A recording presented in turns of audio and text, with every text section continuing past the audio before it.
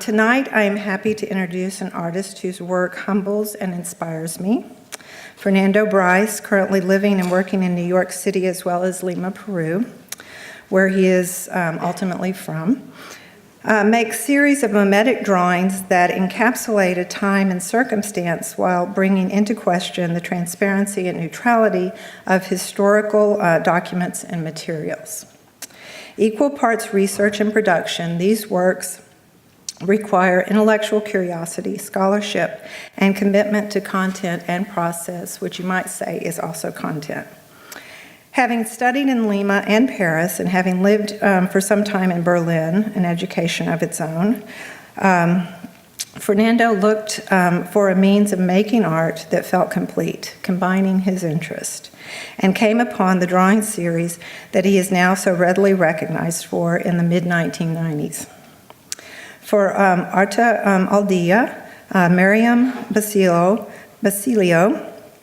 while writing about the current interest in labor-intensive works on paper, particularly those rendering news, photographs, and printed matter related to political activism and historical events, distinguishes Fernando Bryce as, quote, standing out among his contemporaries for his intellectual breadth, rigor, and his focus on drawing practice. Going on to explain that, quote, his project entails critical reflection on the intersections between visual, editorial, and exhibition cultures, the functions of archives, and the implications of all of these for historical memory. It is no surprise that such work has found its way into some of the most important international exhibitions. In 2000, for example, Fernando was awarded the prize of the National Biennale Biennial of Lima, and he was included in Manifesta 4 in Frankfurt in 2002. Other group exhibitions include the 8th International Istanbul Biennial in 2003, the 26th Biennial of Sao Paulo in 2004, and the 11th Biennale of Lyon in 2011. Also in 2011, a major survey of Fernando's work, Drawing Modern History, was organized by the Mali in Lima and traveled to the MUAC in Mexico City and Malba in Buenos Aires. He is represented in Berlin by the Gallery Barbara Thum and in New York by Alexander and Bonin, which is where I encountered his recent solo exhibition that focused on 3 works: The Book of Needs, Arte Nuevo, and ARTnews 1944 to 1947. An overwhelming display, I have to say, of more work than seems possible for one artist to have made. Fernando's work can be found in major collections including Tate London, Arco Foundation in Madrid, the Perez Art Museum in Miami, the MoMA in New York, the MFA Houston, and the Carnegie Museum in Pittsburgh.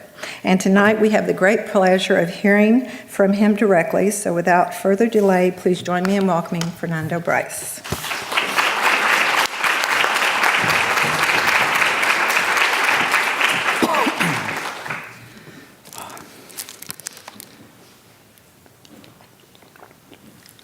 Good evening, and thank you for coming.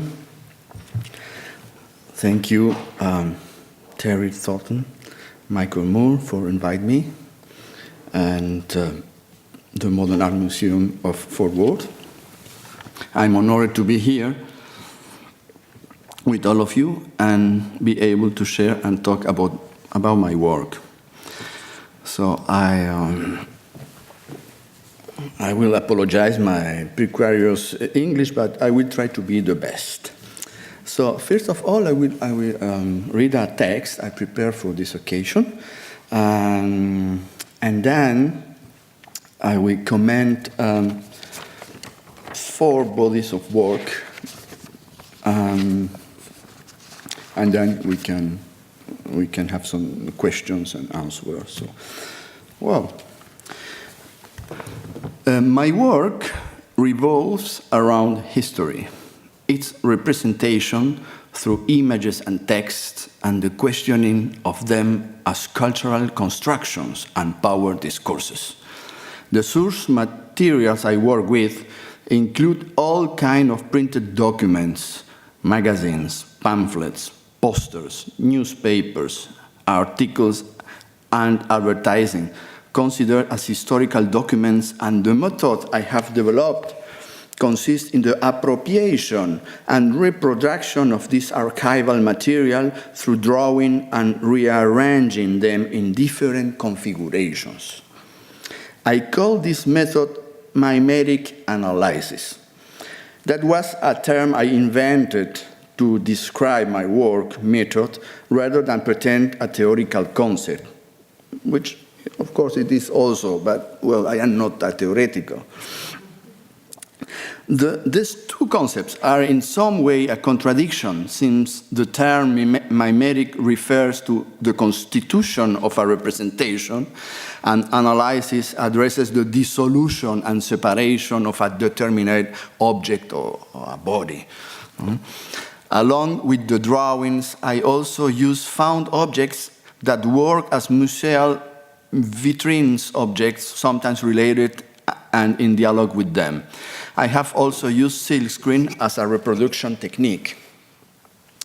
In recent years, my work has gained certain encyclopedic character that is forming thematic cycles or cyclus.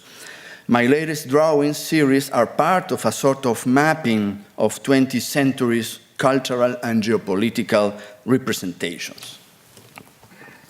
During the early 2000s, I began a large project related to political and cultural events from Peru in the 20th century called Atlas Peru, where I researched the different ways in which a nation state or a national state is built and represented through official discourses and images. It was, for me, the first work where I began to systematize my method to work. After that, I began several large bodies of work related to the relationship between Latin America and the US from a cultural and geopolitical point of view. I call this kind of encyclopedical traveling plan tiki. That my work is also, in some way, I like the parodies. The appropriation itself is a kind of parody. And in this case, the plan tiki is a reference to a plan in the 70s from the military government in Peru with this kind of 5-year plan of Antiquia.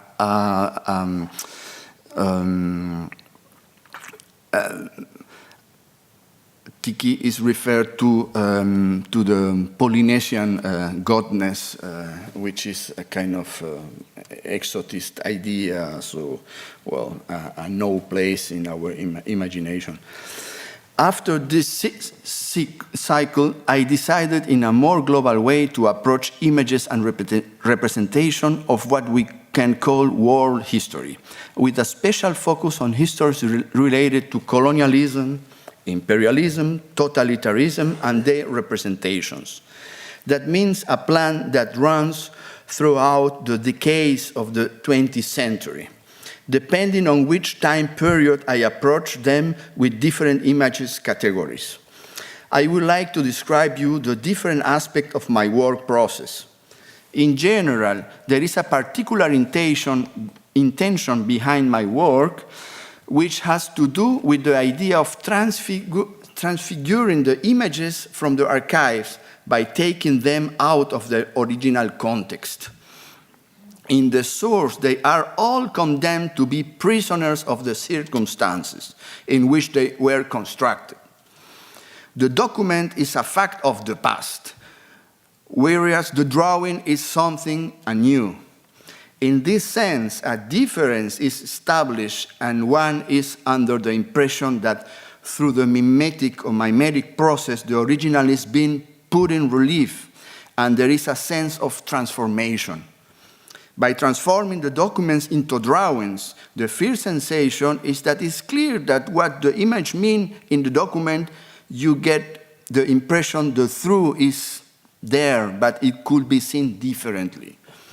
When transfiguring the document, when drawing it, what I am interested on is changing it into something else, liberating it from its original material condition and the institutional order which it is inscribed, which is the archive. Then there is no longer the real newspaper or the real magazine, and I like that. Of course, I am interested in the documents as products of the material culture from a determined time and condition. And as Raymond Williams said, all cultural objects have to be seen as specific disposition and specific form, full of intentions and contents. That's for me important. But at first moment, I am interested in duplicating the things I discover as a way to take possession of the object and allowing another interpretation. My work is always about commenting images through images as a specular situation. It is at this point of the process of questioning the images through reproduction and visual reordering, after which the narrative sense of the work appears, where the images are selected, associated with one another, compared in juxtapositions within an iconographic pattern in a historical perspective.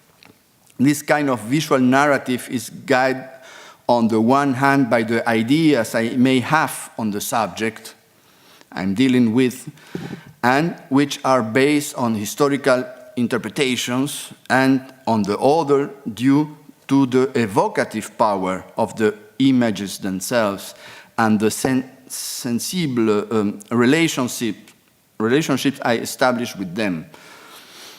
I'm also constantly rethinking and questioning the historiographical line, I call that the historiographical line, which guides me through the process when researching in the archives, because in the archives we discover a lot of things, and that help us also to find other ways to thinking about the subject we deal with.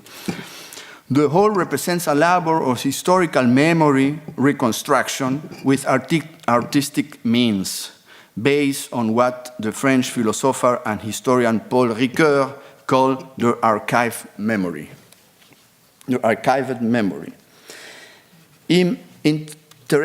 I'm interested in reshaping all those representations of real objects or events, understood also as media constructions, in which, since the end of the 19th century, photography has dominated our modern mass media world.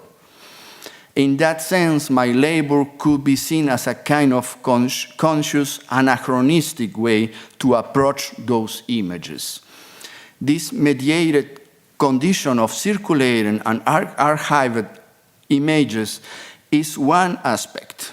The other is, as I said, what do you think about that historical moment and how to rethink them on a new order or constellation. This new constellation is what differentiates the new images from the primary material and detached in a way from the real propaganda document, which has the explicit aim of one-sidedly defending something or persuading people. It is a critical endeavor in that sense, or a second-hand one, if you like. Then things calm down with the drawing. What also interests me about the drawing is that in the process, all the images, without exception, become homogenized. They all become equal, and there is a sort of iconographic democracy that allows me to arrange the historical images on a certain narrative way in the montage.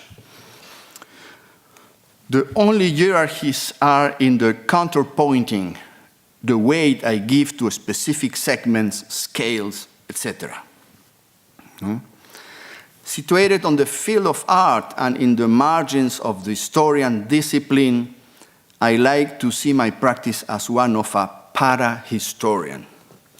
The historiographical operation is described by Paul Ricoeur in 3 steps: documentation, explanation, and representation, which imply a narrative element. In my case, the formula will be documentation, reproduction, and combination. The academic discipline of history focuses on explaining and my work on showing. Finally, there is another kind of motivation that has to do with present day's issues of how history is narrated and transmitted. Something that is so selective in relation to historical memory.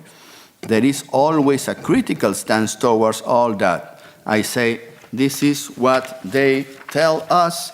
Let's see what is really happened. Let's go and look at the images in the archive.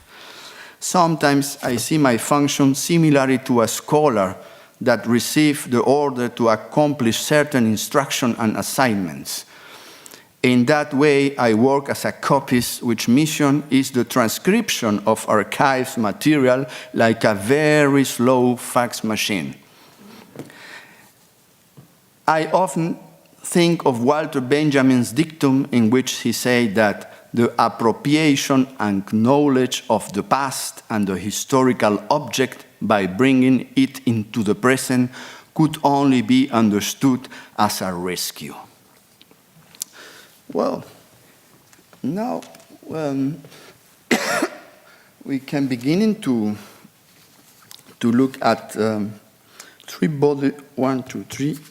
4 bodies of works.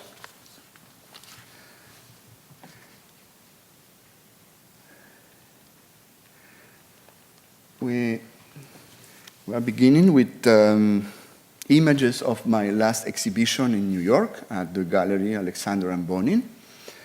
And, well, that is a typical gallery or space situation of my work.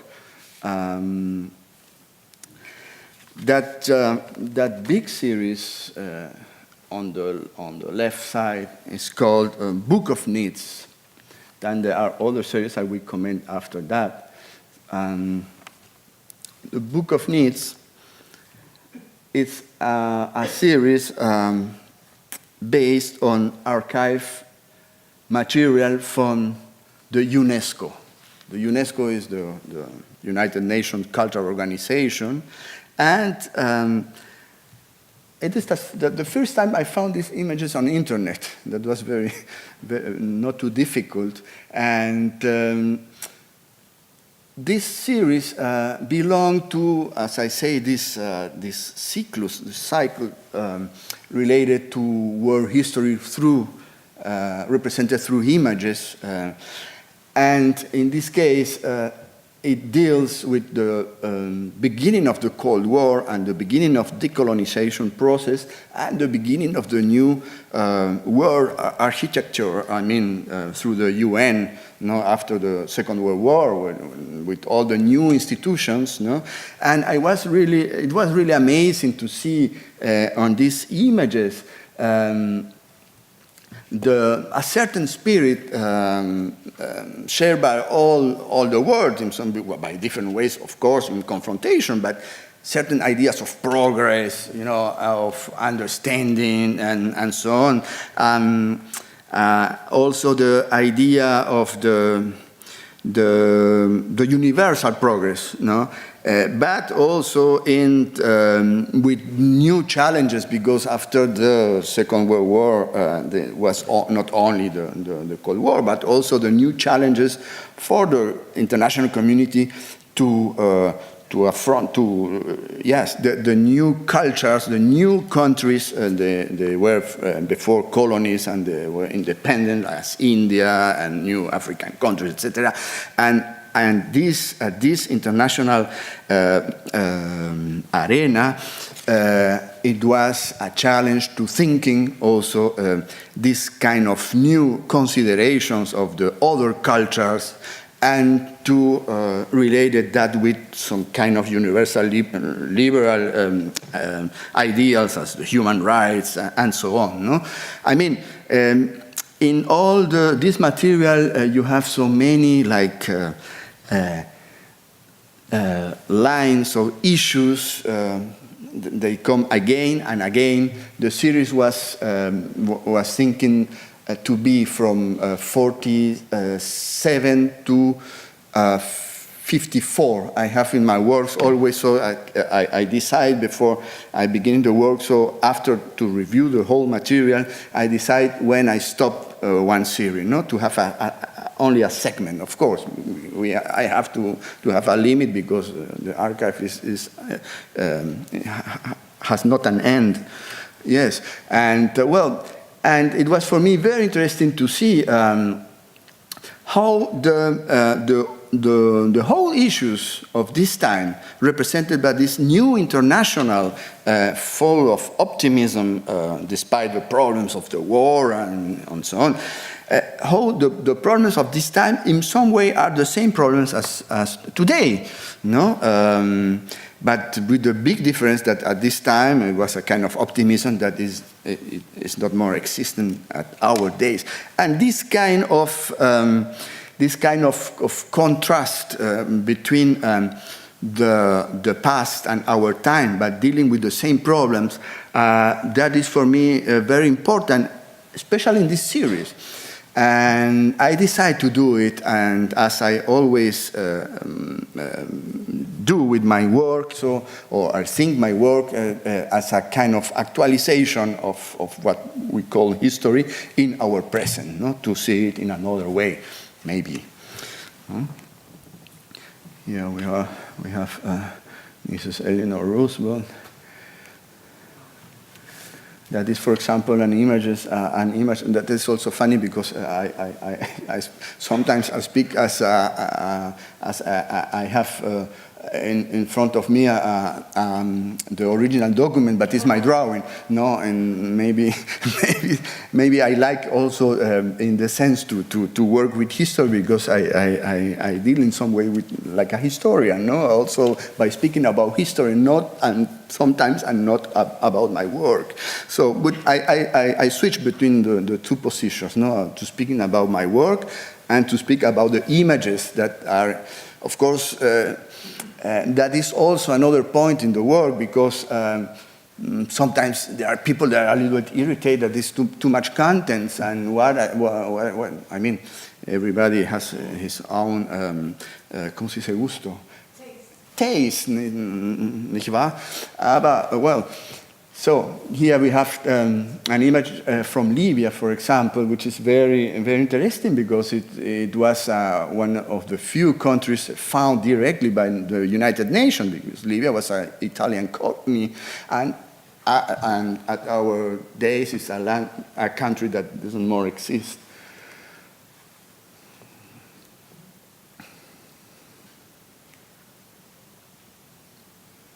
That is also all the discussions about the human nature and, the whole confrontations between more conservative and more progressive point of view. And so everything expressed by the UNESCO.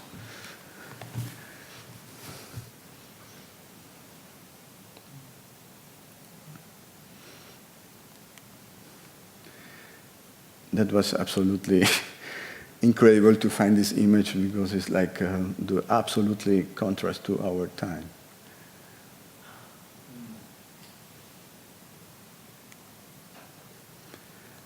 Of course, it was also very, very typical for this time la creencia. The belief on the science and the technology. I mean, we have still this belief, and it's also okay in some way, but this time it was absolute acritical. No? And that is, for example, an article by Claude Lévi-Strauss. He wrote some pamphlets, not pamphlet, divulgation publication for the UNESCO, also about this issue, no? About to put in question the primitiveness, and that is not really a primitiveness, in the sense that the so-called primitive societies that are sometimes more complicated than our. Well, that is also, Claude Lévi-Strauss was really a kind of a militant from the UNESCO the first years. It's everywhere. Well, here we arrive to another work by the exhibition in Alexander and Bonin. And, well, I have to tell you a little bit how I plan an exhibition. No, maybe that is the good moment, because everything is thinking on my plan. I have a kind of plan, as I said. So, as I said, and for this exhibition, the work before, the year before, was dealing. We'll see that after this exhibition, was dealing about the Second World War. And then after that, I did a big series from the afterwar time, but dealing with Peruvian issues and in some way also with Latin American issues. That was 2013.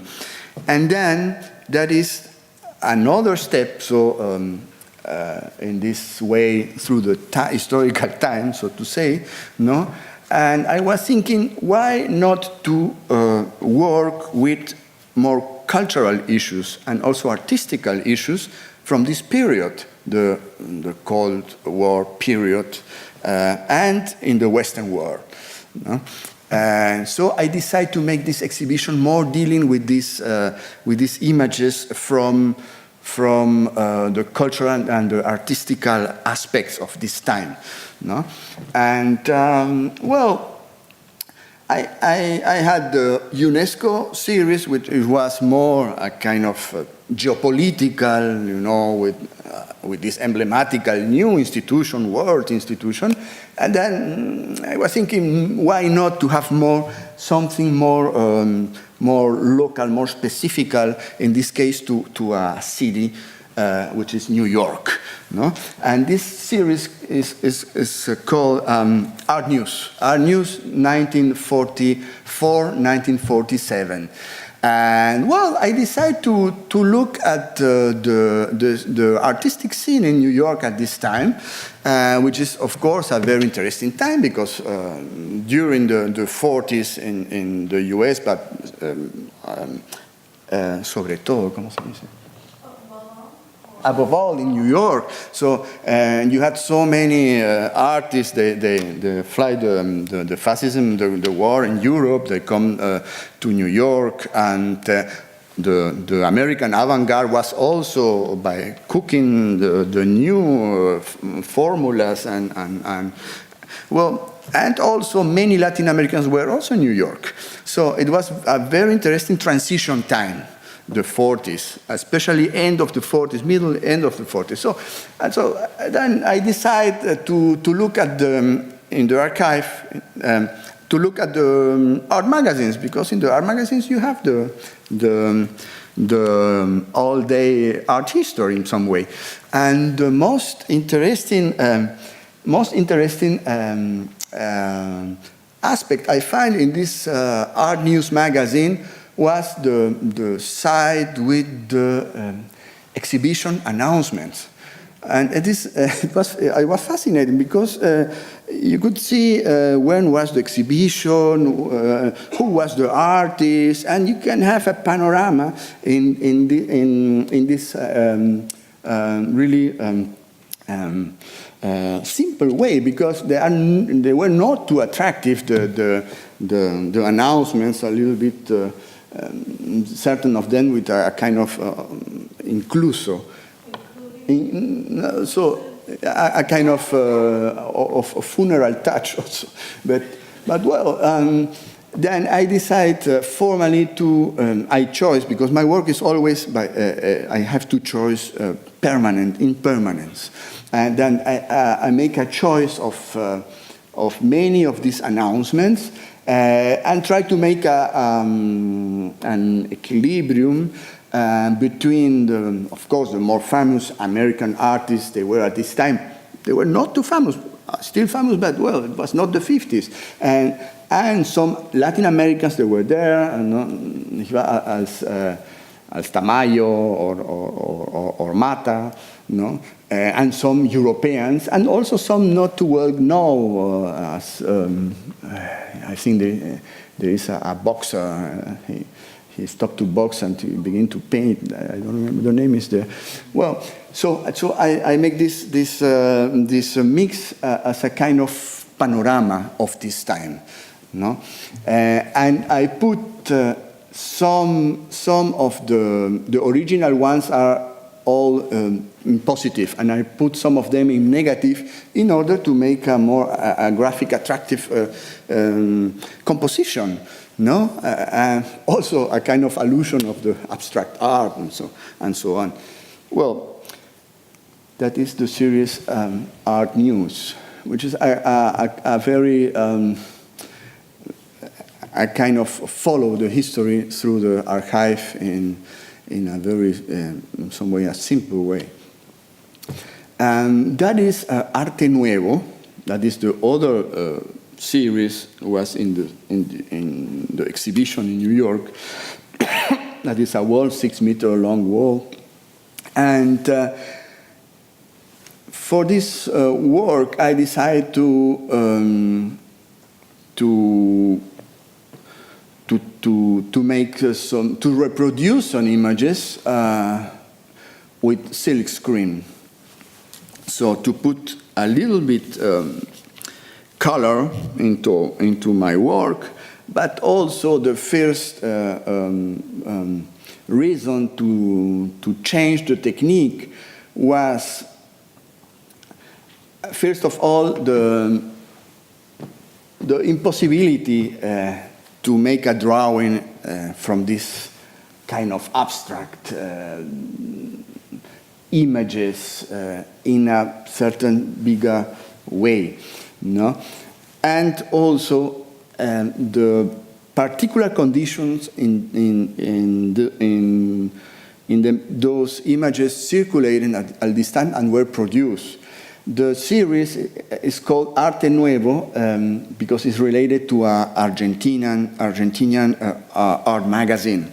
So the series deals with abstraction, because it was also in this time, it was a kind of another aspect of this time. And I had UNESCO, New York, and then I was thinking, okay, in the Western world, which was the most at this time? Of course, it was many kind of abstractions, but I decided to look at the geometrical abstraction because geometrical abstraction has something very. It's a kind of resume of reducted in the form, and we can always say that a painting of still life from the 19th century was almost the same in Boston or painted in Lima or in Paris.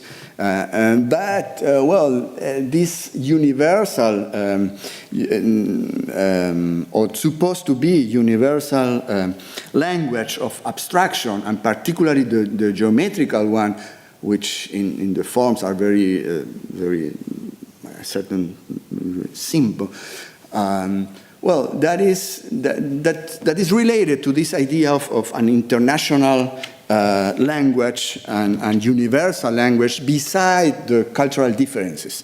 And that was for me very interesting, to look, and I was thinking where I have to look that, and I was thinking, okay, I am by the publications, and I was looking in this Argentinian publication, Arte Nuevo, and then the French one, Art d'Aujourd'hui, which was a very militant abstractionist magazine, and then the American part. It comes through the Art d'Aujourd'hui with some articles about the young American artist in Paris. So, and it was a kind of composition, of comparison between these different kind of images, but they have to do with a same spirit, not worldwide, but in the Western world. Taking Paris, the old capital of the art in the Western world, New York, the new capital of the world, of the art in the Western world, and Buenos Aires, a peripheral capital of the Western world. It was this triangle what interests me. And also, for example, Ertan, that he's really an unknown artist, no? And another aspect that brings me to do the series was the way these images circulated at this time, because when I saw the primary material, it was amazing to see that the color comes only by the covers, but the other parts of the publication is always black and white.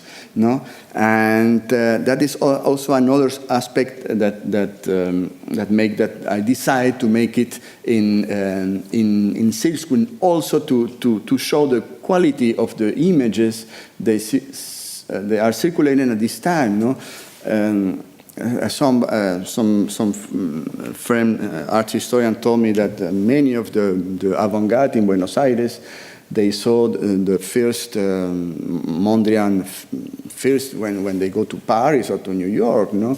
And before that they only saw some reproductions in black and white. So that is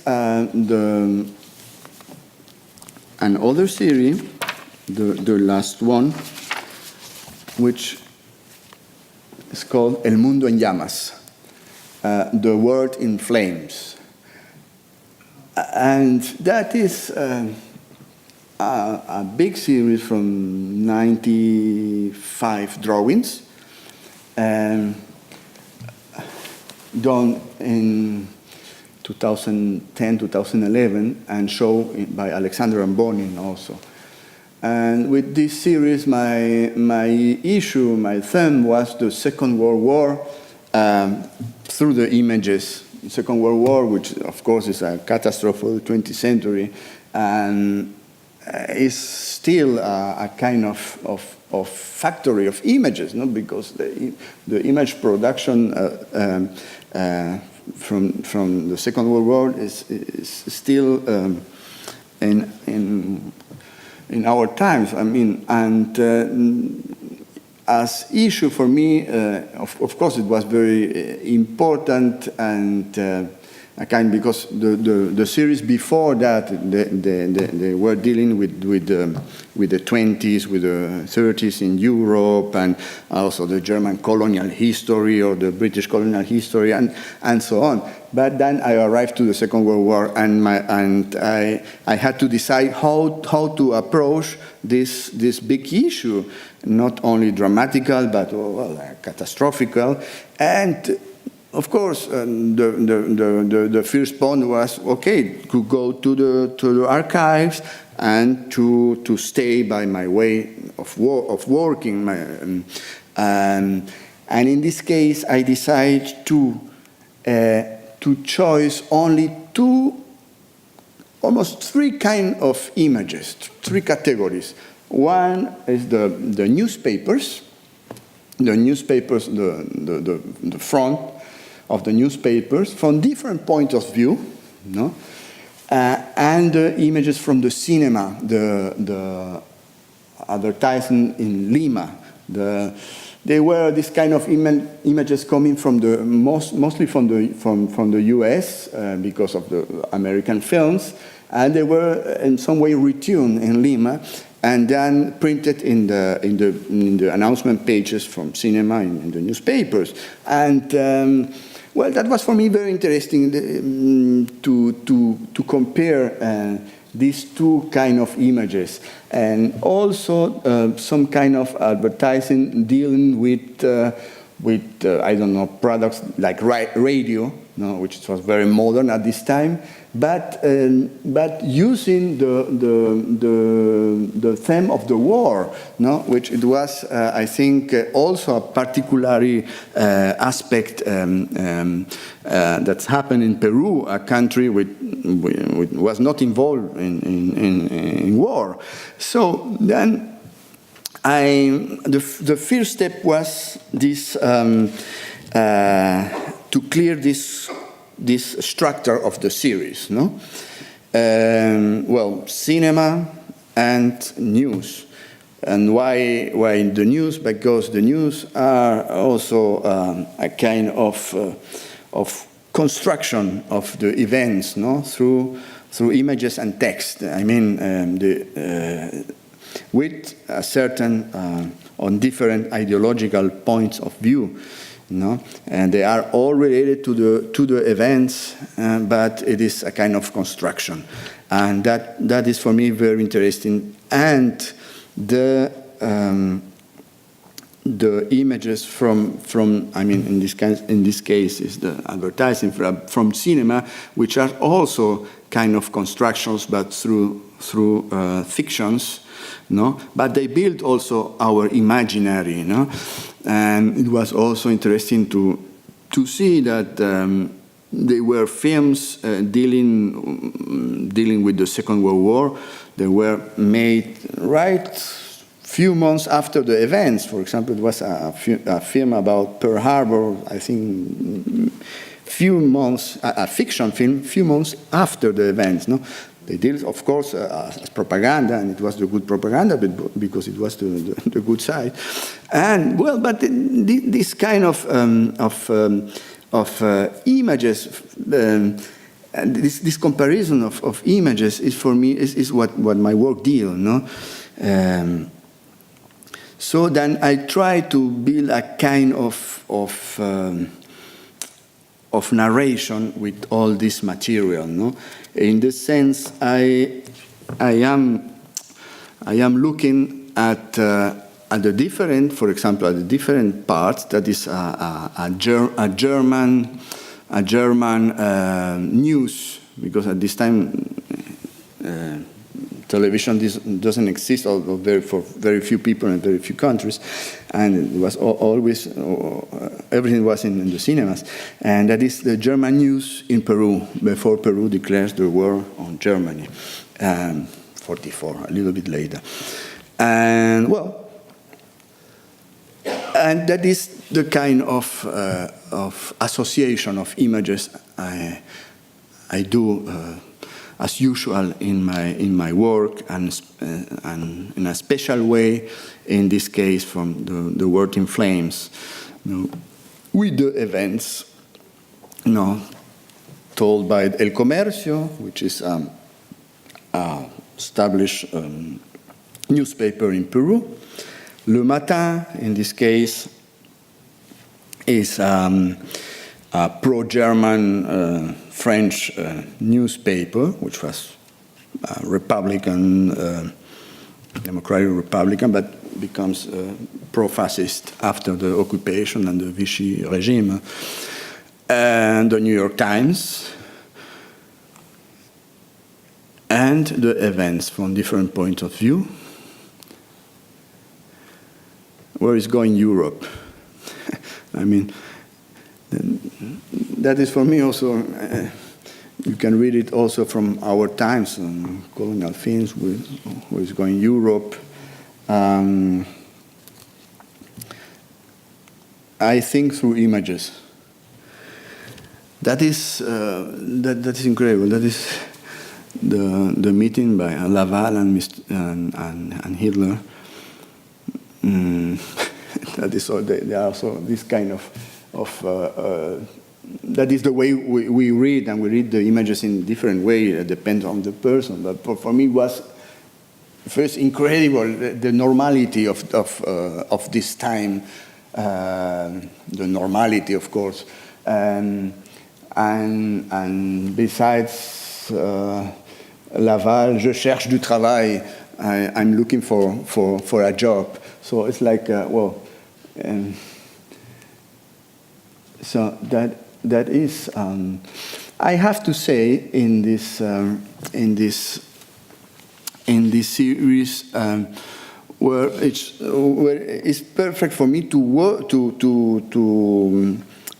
to speak about how I construct a discourse, a visual discourse, in this sense also to speak how I do my job as a kind of para-historian, because it's not only the associations through some contrast and to following a certain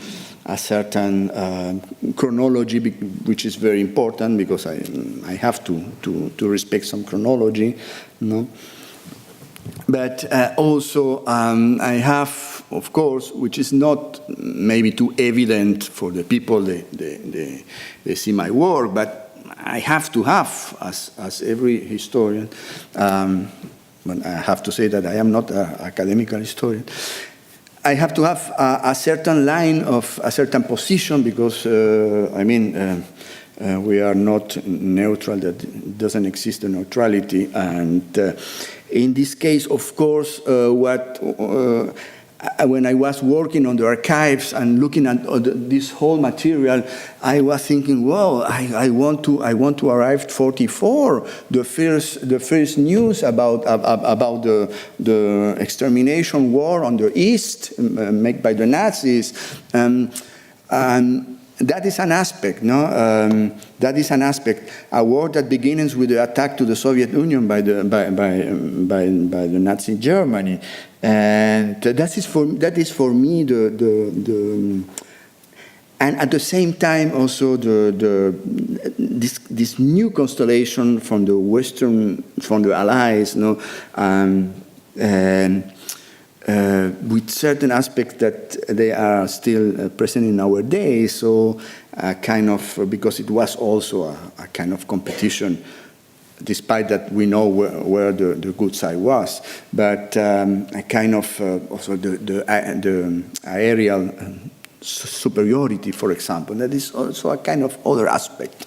But well, for example, I find this La Sombra del Terror, the shadow of the terror, no, and this kind of associations I like to, because they are related to the issues. I like to put it on the series.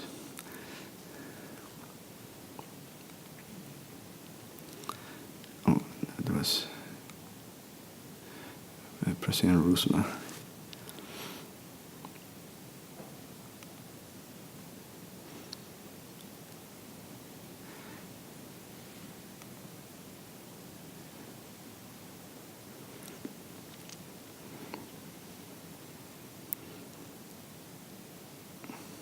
That is in some way, this kind of images are like the essence for me of this project, this horrible project of which it was also a colonial project through extermination, and despite the totalitarian character and the monstrosities also take place in the Soviet Union, but it was the war was the against the Third Reich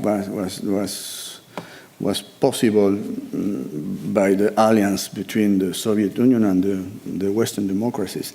And this point is for me, like in a historiographical way, very important at the Second World War. That are also American films about Stalingrad at this time.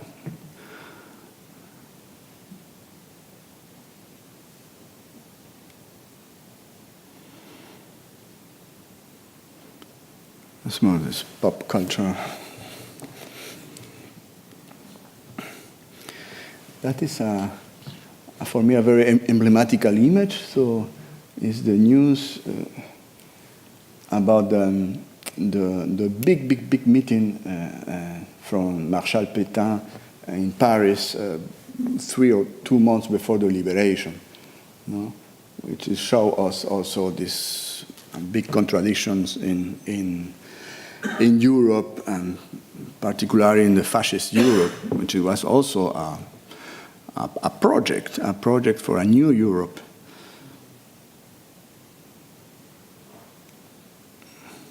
That is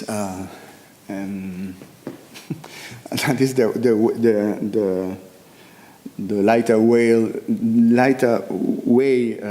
some people deals at this time with the war in Lima, Peru. That is advertising for the lottery in Lima. You know.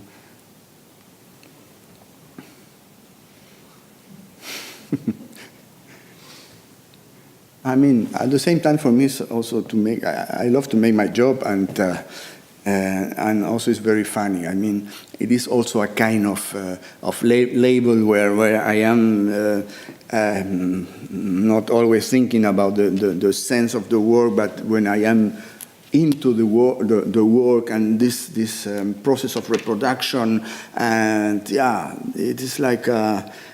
Sometimes, like it's a little cliche, but it's like a child So, and I like to put all this material in drawing, and in order to see it in another way, and to have it in today in our present, and not more in these images that belongs to the past, That is a very interesting. Image, because that is from September 44, and I was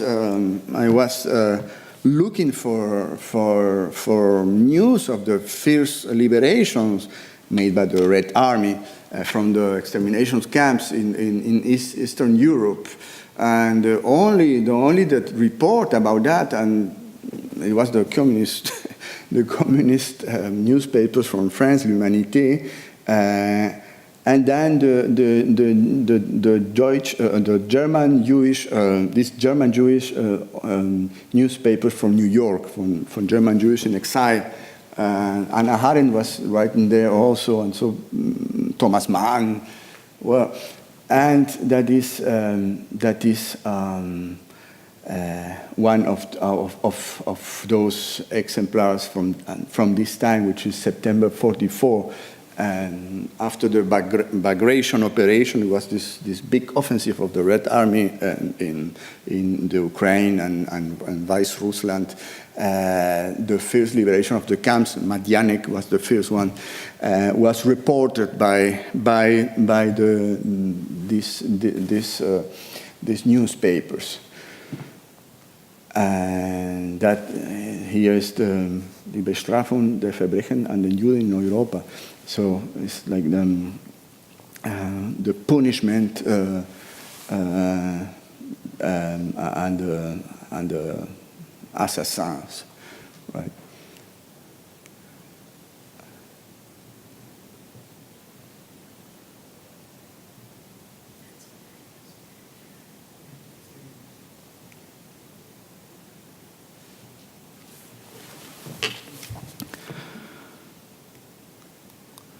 That is an amazing newspaper, Paris Presse. Let me see, May 45. This image, I don't know if it was a kind of reconstruction at this time, okay, but it's fantastic. It's after the liberation of a camp. By the first American Army.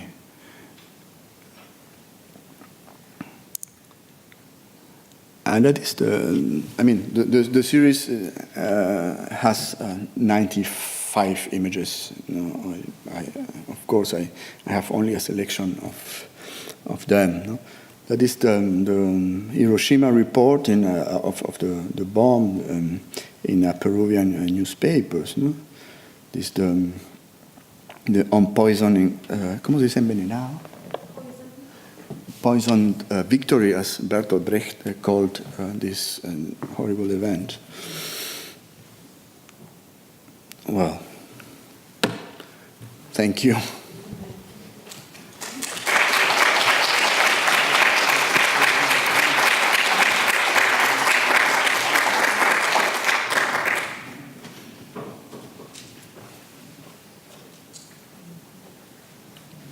Fernando, did you say you think through images?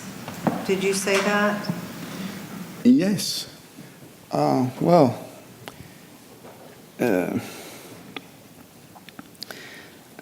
think through images, and I comment images through images too.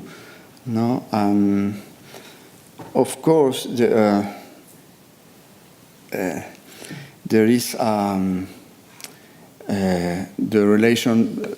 I mean, the relation between history and images is there since many times, very, very long times, and but the most privileged way to speak or to deal with history is the discursive way, the text and the telling and so on. But since a very long time, but especially since the modern times, where the images are so present and so powerful, so we cannot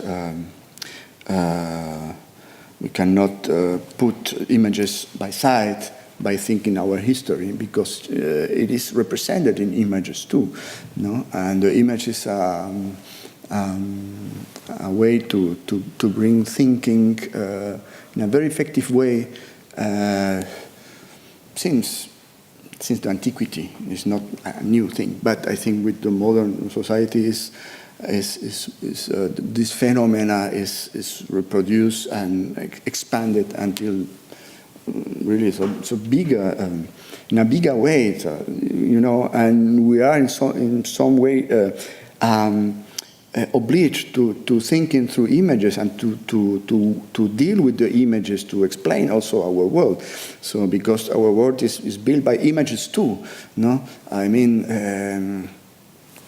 not only because the propaganda is also dealing with images, because the images also, it is a very near and effective way to transmit something. It's not necessary to read always by looking at an image, and I think we have to deconstruct these images. And my way to do it is through the art, with artistic means, in order to put them in another context and to show them, even if it deals with horrible things, to see it in another way. That is the base of my thinking, no? Which is, of course, a kind of critical way, but at the same time.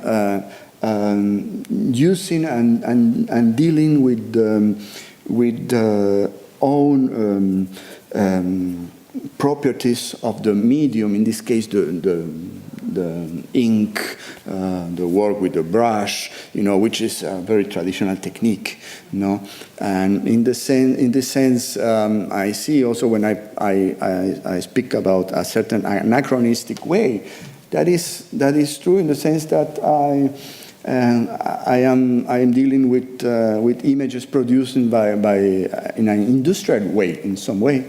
No, I do a step back and I go through my hand. Not that I want to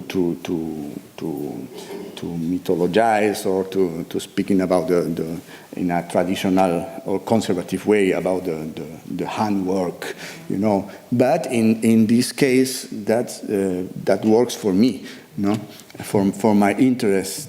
I have to say that for me, the art, to make art, is a way to come to my interest, to say what I have to say in some way, without the view or the discourses, the images of the own images of the artist that belongs to the past, the message and so on. But still, it's the only thing I can do in some way, and where I have found a way to express this interest. It's more a medium always. I see art as as a medium. No, it's not. I respect the other positions, but I'm not too interested to see to be involved in art as a whole, as an objective and itself. No, for me, it's only a medium. It's a medium. Do you make the text into image by drawing it, by using the ink? Is that take text, which you're saying is privileged, and you make it an image? Yeah, well, I have, first of all, I have to say that I respect always the contents of the text, you know? And the way I build the whole situation is, well, I work, of course, with assistants, and some assistants, they put with the pencil, they make the layout in some way, you know? And then I come with the brush and the ink to fill the surfaces marked by the pencil, and then all the figurative elements on the image.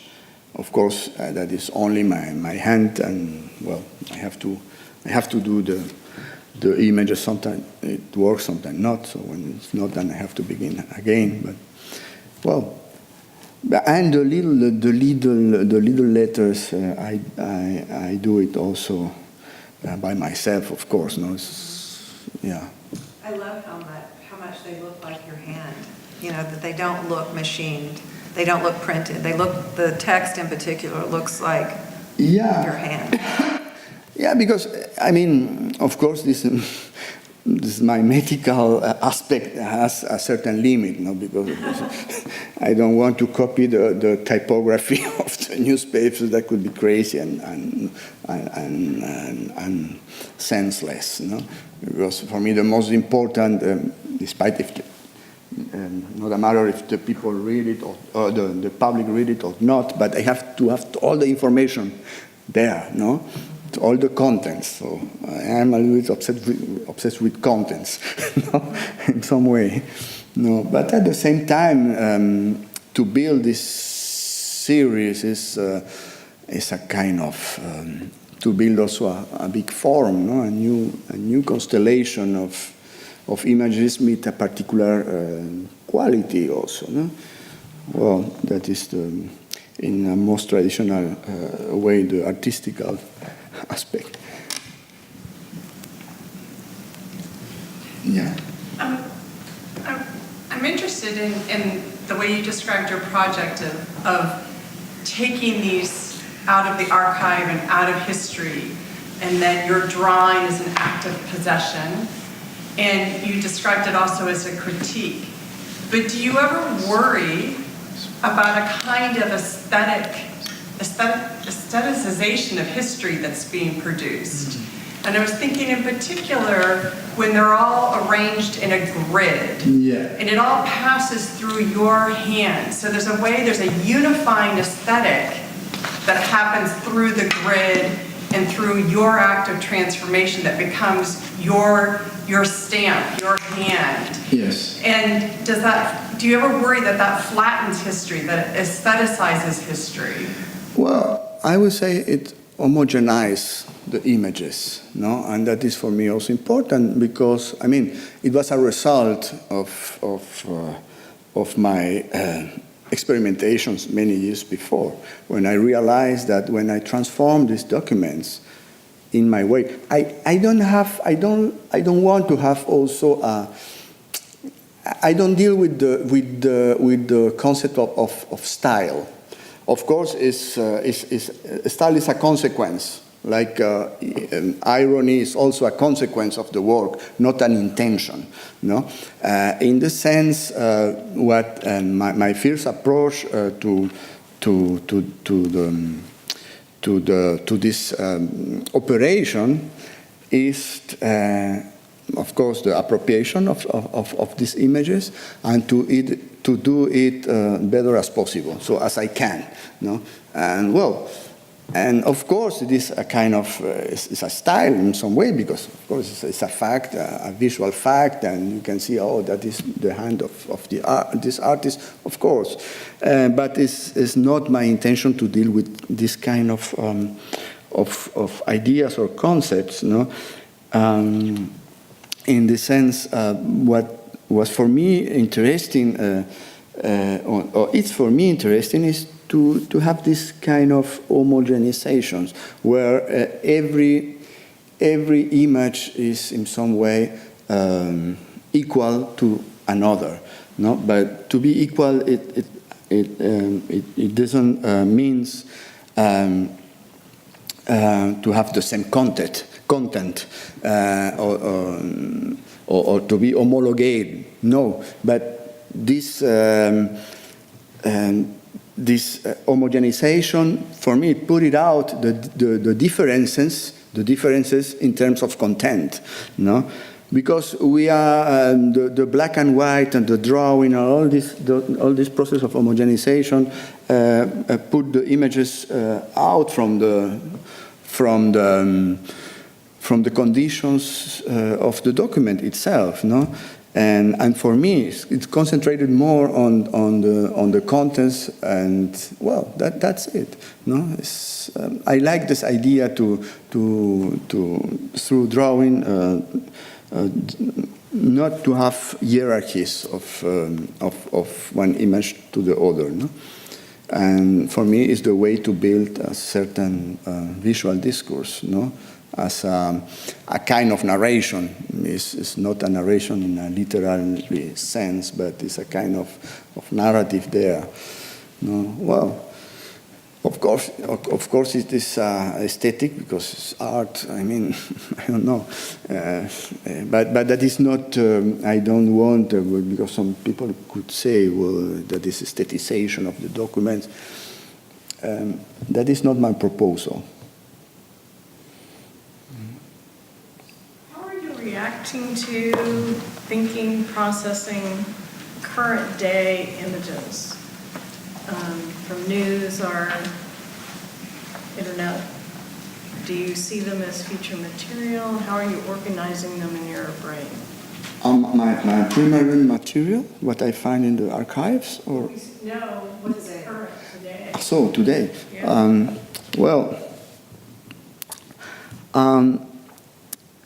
I was working some years ago, so in some few series with the issues of today, no, but it's not too often, because I was since 10 years or 15 years involved in this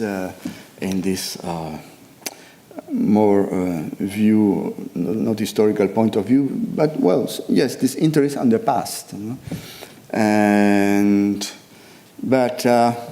Well, I'm thinking when I see documents from the past, of course, I'm thinking also on the present. When I see the press today or the newspapers every morning, then I'm thinking also on the past. No, that is a dialectical relation between the past, the present, and also the future. But today, the future not too much. No, a little bit in real existent punk times, because we don't see the future. No, but this relation between past and present is in this sense. No, I see the past in all the news you can read today. No, I mean, of course, we are not in 1933, but you can read everywhere. So new avatars of I would not say the same history, but many of this history is present, and today that is clear for me. I think we probably should end there. We've run out of time, but that was great. Thank you so much. Thank you.